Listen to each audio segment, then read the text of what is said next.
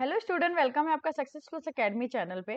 तो आज हम जानेंगे इकोनॉमिक क्राइसिस में श्रीलंका। आपने कहीं ना कहीं इसके बारे में तो सुना ही होगा कि श्रीलंका में 10 घंटे का पावर कट हो रहा है, श्रीलंका में फॉरेन रिजर्व्स खत्म हो गए हैं, जैसे कि हमारे साथ हुआ था 1991 में। हमारे फॉरेन रिजर्व्स बिल्कुल खत्म हो गए थे और हमें भी आईएमएफ के पास जाना पड़ा था हेल्प के लिए।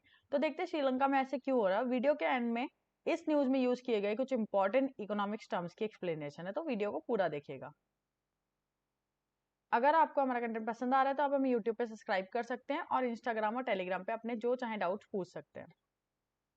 देखिए, पहले हम थोड़ा श्रीलंका के बारे में जानेंगे। श्रीलंका इंडिया के इस तरफ पड़ता है, जो कि पाक स्टेट से हमारे थ्रू डिस्कनेक्टेड है। इसके दो कैपिटल हैं, एक कोलंबो, एक श्री जयवर्धनपुरा, जो कि इसका एडमिनिस्ट्रेटिव कैपिटल है। इससे पहले साइलन भी कहा जाता था। ये तो कुछ बेसिक इन्फॉर्मेशन है श्रीलंका के बारे में। अब देखते हैं कि एग्जैक्टली हो क्या रहा है वहां पे। वहां पे फ्यूल खत्म हो चुका है, जो शॉर्टेज हो चुकी है फ्यूल की। अभी उधर पेट्रोल पंप पे स्ट्राइक भी हुई थी। लोग, आर्मी को भेजना पड़ा था वहां पे उस स्ट्राइक को रुकवाने के लिए, क्योंकि पेट्रोल खत्म हो चुका है। 2 दिन का ही डीजल बचा है। एक बार तो ऐसा भी हो गया था कि वहां पे ये कह दिया गया था कि अब आपको 2 दिन बाद डीजल मिलेगा। तो सोचिए, 2 दिन बिना डीजल के रहना। स्टोरेज ऑफ फूड वहां पे शॉर्टेज आ चुकी है। पावर कट इतने हो रहे, 10-10 घंटे का डेली पावर कट। ठीक है। इस ये सब एक क्राइसिस है, एक इकोनॉमिक क्राइसिस जो श्रीलंका में हो रहा है। ये अभी बेसिकली उनकी सिचुएशन है। ये वर्स्ट इकोनॉमिक क्राइसिस माना जा रहा है पूरी हिस्ट्री में। ठीक है।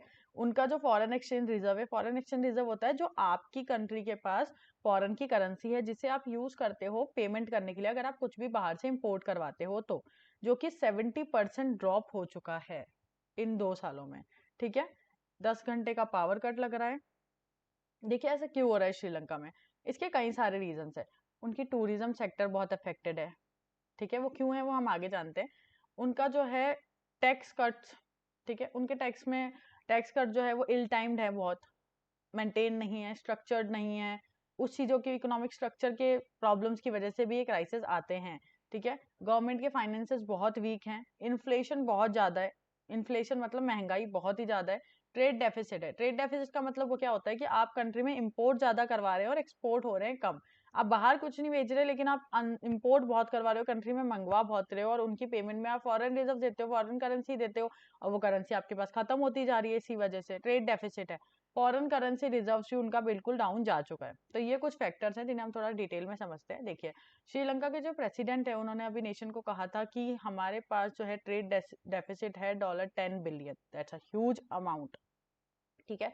इसका मतलब है कंट्री ने इंपोर्ट जो है अब सिर्फ कुछ ही, बहुत ज्यादा एक्सपोर्ट उन्होंने नहीं किया है, सिर्फ इंपोर्ट किया, और अब वो कुछ ही महीनों के इंपोर्ट के पेमेंट कर सकते हैं।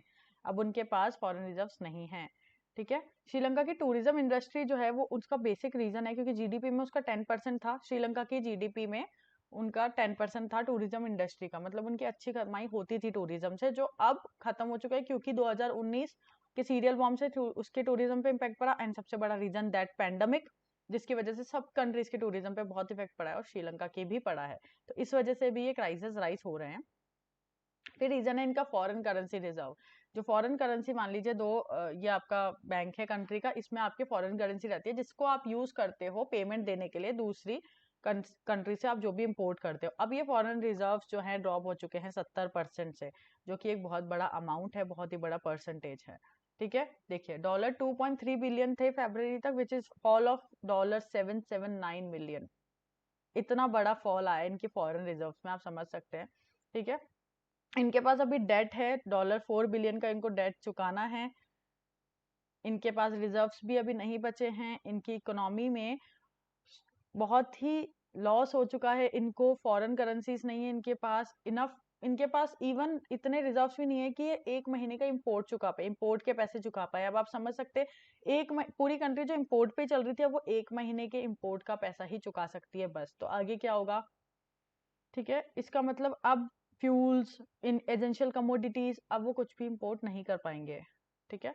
श्रीलंका में फॉरेन करेंसी रिजर्व बहुत नीचे जा चुके हैं। अब वहां के लोग ये बोल रहे हैं कि अगर हमारे पास डीजल नहीं है, हम वर्क कैसे करेंगे। हमारे पास खाने को नहीं है, फूड नहीं आ पा रहा, तो हम काम कैसे करेंगे। वहां काम भी नहीं हो पा रहा है, और इसी वजह से ये क्राइसिस बढ़ता जा रहा है, क्योंकि प्रोडक्शन भी नहीं हो रहा है वहां कंट्री में। इतना क्राइसिस है, फ्यूल नहीं है, डीजल नहीं है, पावर कट्स हैं। सोचिए, अगर 10 घंटे का पावर कट रोज यहाँ होने लग जाए, तो आप लोग काम कैसे करेंगे। बस यही क्रिटिकल बना रहा है वहाँ की सिचुएशन को, ये चीजें वहाँ की सिचुएशन को क्रिटिकल बना रही है।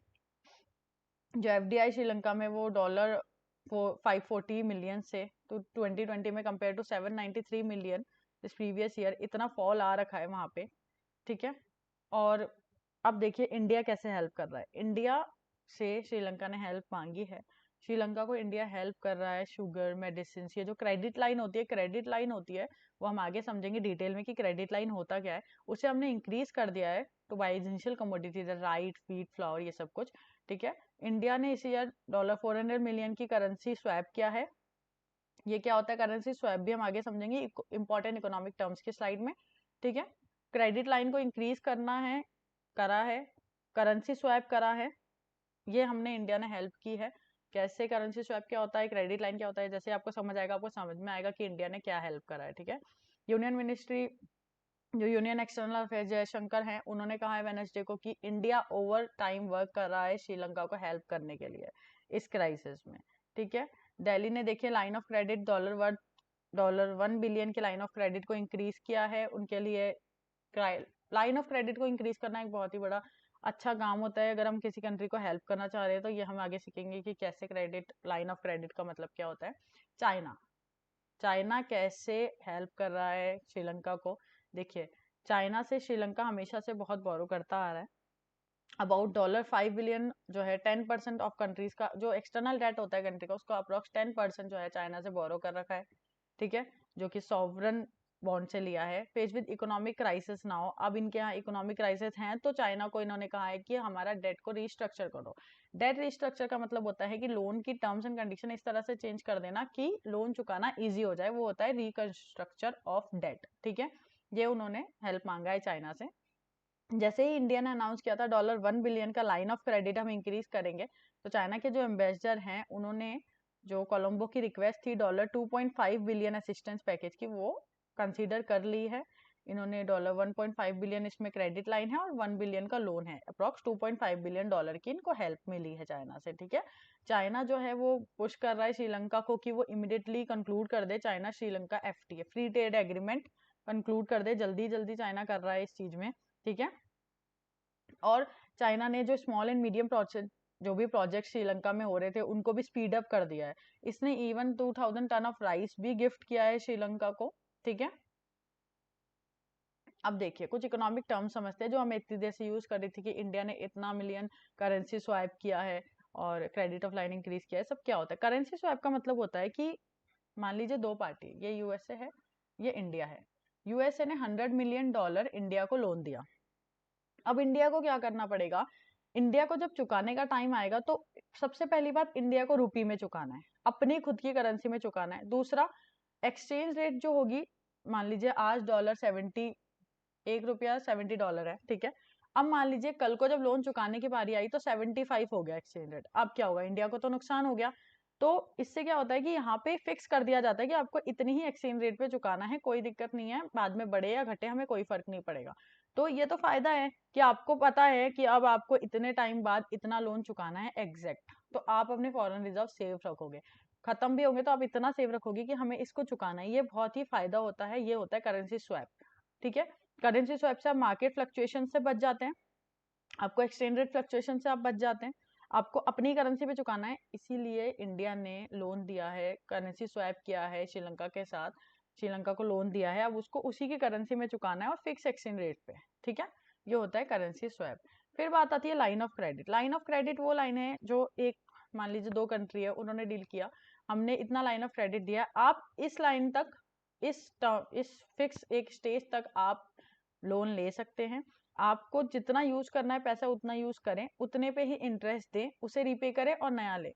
ऐसा नहीं है कि आपको एक, आपने इतना मिलियन 100 मिलियन लोन ले दिया, आपको पूरे 100 मिलियन पे ही आपको इंटरेस्ट लेना, नहीं, जितना आपने यूज किया उतना लें, उस पे इंटरेस्ट दें, ठीक है। ऐसा होता है इसमें, मैक्सिमम लोन अमाउंट हमने फिक्स कर रखा है, इतना आप ले सकते हैं। अब इस लाइन ऑफ क्रेडिट को अगर किसी कंट्री ने इंक्रीज कर दिया, मतलब आपने क्या किया, एक सर्टेन अमाउंट को इंक्रीज कर दिया कि अब आप इतना ले सकते हैं हमसे, ठीक है, जो एक एडवांटेज की बात है, ये होता है लाइन ऑफ क्रेडिट।